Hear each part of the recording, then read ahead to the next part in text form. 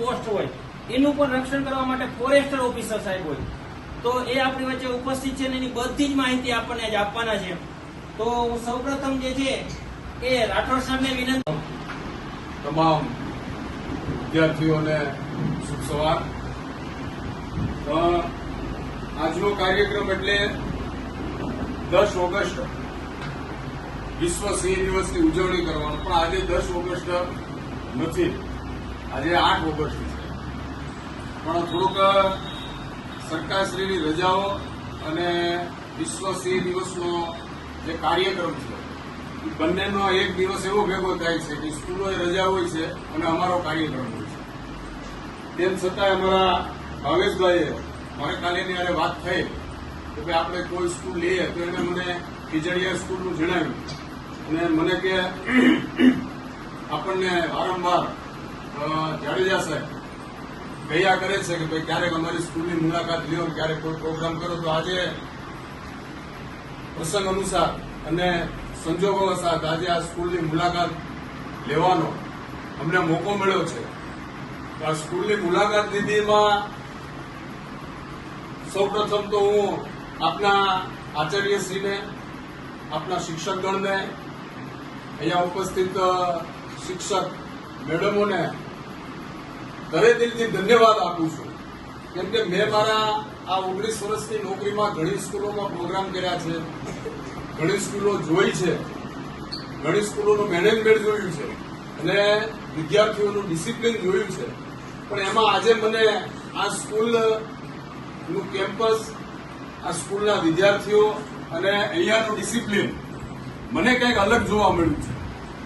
તો હું સૌપ્રથમ તો આ કાર્યક્રમ શરૂ કરીએ અને સિંહની વાતો કરીએ પહેલા હું જાડેજા સાહેબને અને શિક્ષકગણને દિલથી ધન્યવાદ આપું છું કે આપણે આવું સરસ મજાનું કેમ્પસ કર્યું છે અને છોકરાઓની અંદર આવું સરસ મજાનું ડિસિપ્લિન આવ્યું છે.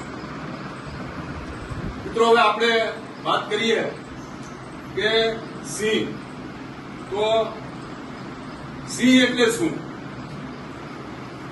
મારું વતન છે કાઠિયાવાડ, મતલબ ગીર સોમનાથ કોડીનાર.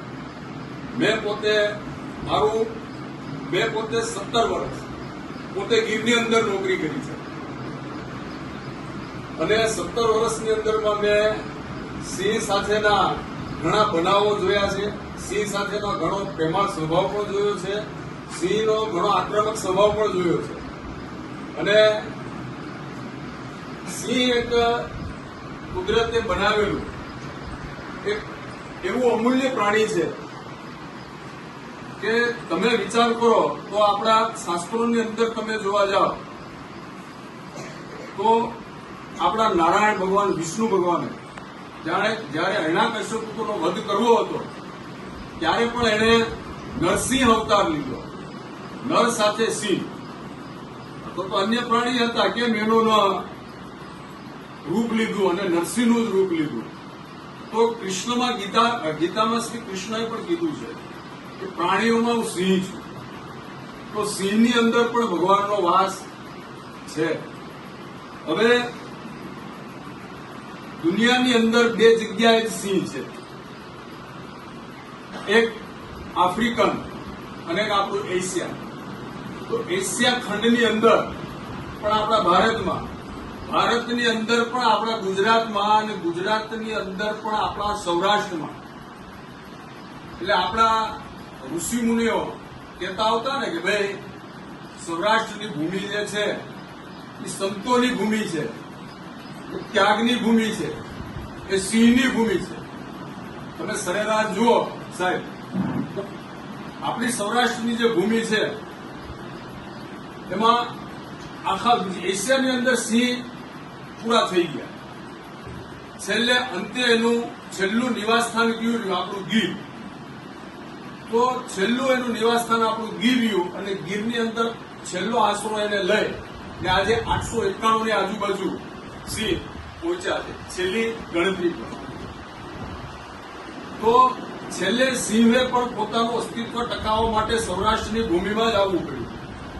કૃષ્ણ ભગવાન હતા, જન્મ એને ઉત્તર પ્રદેશમાં લીધો, મથુરા, અને અંત મોક્ષ માટે પણ એને સૌરાષ્ટ્રમાં જ આવવું પડ્યું. મહાત્મા ગાંધી જેનું જન્મસ્થાન સૌરાષ્ટ્ર પોરબંદર, તો આવા મહાપુરુષો પણ અહીંયા થયા છે. તમે સંતો લઈ લ્યો તો શામજી બાપા લઈ લ્યો, જલિયાણ જોગી લઈ લ્યો, બજરંગદાસ લઈ લ્યો, કોઈ પણ મહાપુરુષો મહાસંતો બધા સૌરાષ્ટ્રની અંદર જ થયા છે. પાકિસ્તાનની અંદર મોહમ્મદ જીણાને ભલે પૂછતા હોય પણ એનો ઉદ્ભવ તો એનો જન્મ તો આયા જ થયો, સાહેબ ધોરાજીની બાજુમાં પાનેલી.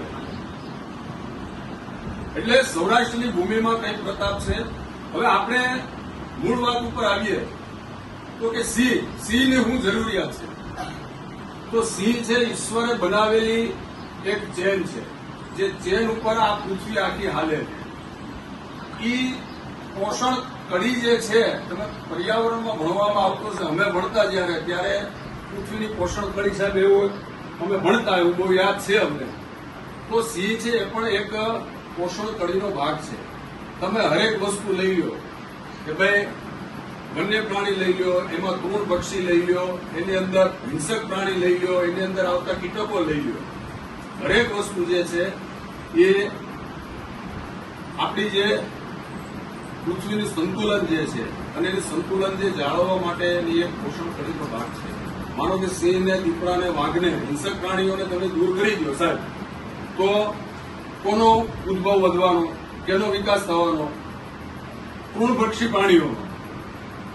તો તૃણભક્ષી પ્રાણીઓનો વિકાસ થાય કે એનો વ્યાપ વધે તો એ કોને નુકસાન કરવાના? ખેડૂતોને, અન્ય પાકને નુકસાન કરવાના, ગામ લોકોને નુકસાન કરવાના. વ્યાપ કોઈનો પણ વધે એ નકામું છે. એટલે ઈશ્વરે બનાવ્યું જે છે એ પણ એક પોષણ કડીના ભાગરૂપે બનાવ્યું છે. અને હવે આપણે માનો કે બાળકોની અંદર સ્કૂલે આવી અને સિંહની જાગૃતિ અંગેના આપણે આવા કાર્યક્રમો કરીએ છીએ. એનો હેતુ એક જ છે કે બાળકોની અંદર અત્યારે કાચા ઘડા હોય એનો જેવો કાઠો આપવો હોય એવો આપી શકીએ. આજે હું અહીંયા તમારી સ્કૂલે ખીજડીયામાં આવ્યો છું, તમારી સાથે આજે હું સિંહ સાથેની વાતચીત કરું છું, તો તમને એક મગજમાં રહેશે કે ભાઈ એક સાહેબ આવ્યા હતા, ખાખી કપડાં પહેર્યા હતા, સાહેબ હતા અને અમને સિંહ સંરક્ષણ અને સિંહ બચાવવા માટેની સિંહ વિશેની થોડી વાતો કરી હતી.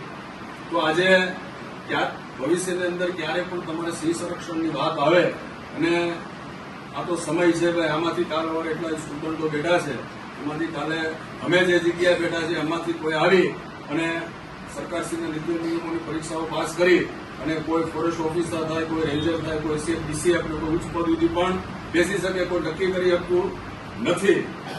એટલે વિશેષ સમય નહીં લેતા આપણે બધા એક સંકલ્પ કરીએ આજે વિશ્વ સિંહ દિવસની ઉજવણીના ભાગરૂપે કે આપણે સિંહ સંરક્ષણ થાય, વન્ય પ્રાણી સંરક્ષણ થાય અને વનોનું સંરક્ષણ થાય એવા ઉમદા પ્રયાસો કરીએ. જય હિન્દ, જય ભારત.